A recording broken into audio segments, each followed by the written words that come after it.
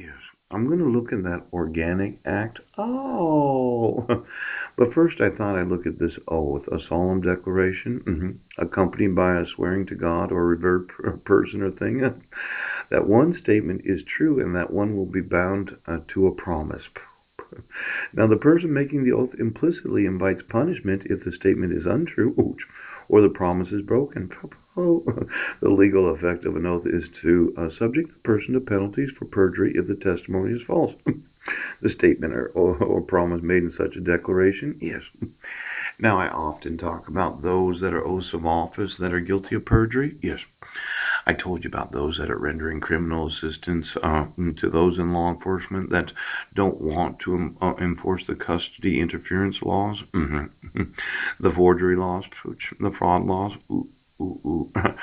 But this perjury and the infamy available to those in the sheriff's department, yes.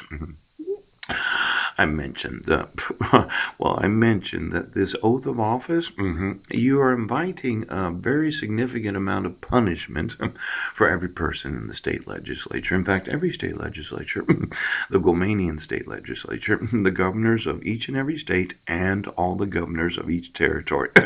How is Puerto Rico? And then the statement that you will support and defend the Constitution. Yes. There's also the oath of allegiance. Oh, oath or affirmation by one promised to maintain fidelity to a particular sovereign or government. This oath is most often administered to a high public officer, to a soldier or sailor. When taking in naturalization proceedings, the oath often includes the forswearing of allegiance to other sovereigns. Yes, yes, yes.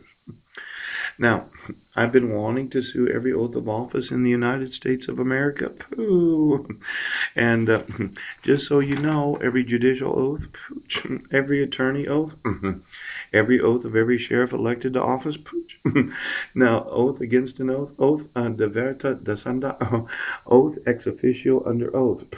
Now, this ex officio under oath of the oath de veritate descenda, it could be that the ex officio Superior Court clerk known as Christy Miller, having the knowledge that it's not her signature on a court order that happens to violate Second Amendment rights, yes, and violates organic acts.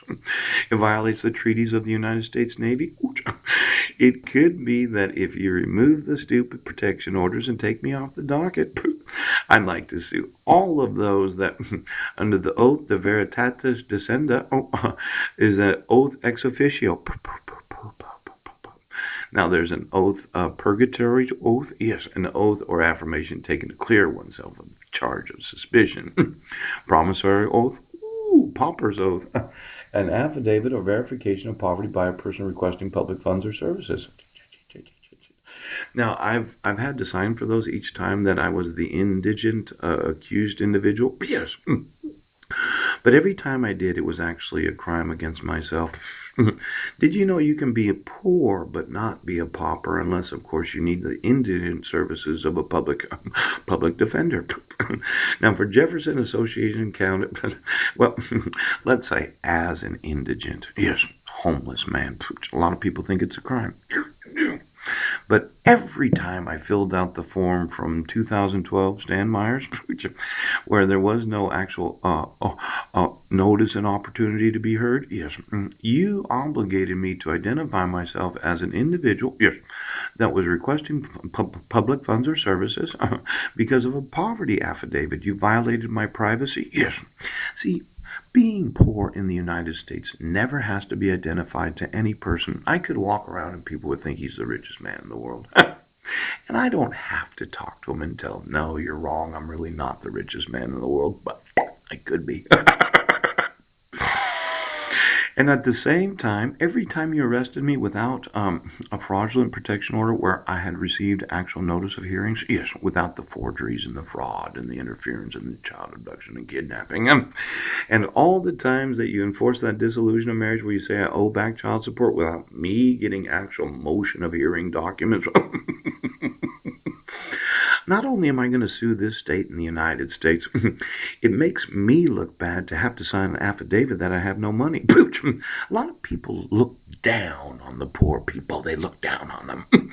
But every time you required my signature on any fucking document without the authority of law, I'm going to sue you for making me sign a pauper's oath. Ooch. Because as the indigent, I should have never been identified as indigent. Pooch. As the individual that has informed you for the last 2.5 fucking years, I'm going to sue you for every signature of every document of that fucking court system. And then I'm going to sue you for every signature of the petitioner for every document. Now, I know these oaths that you don't take very seriously. Ooh.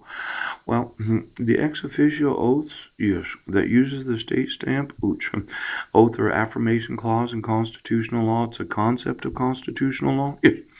The clause of the United States Constitution requiring members of Congress and state legislatures, all members of the executive judicial branches, state or local, to pledge by oath or affirmation to support the Constitution.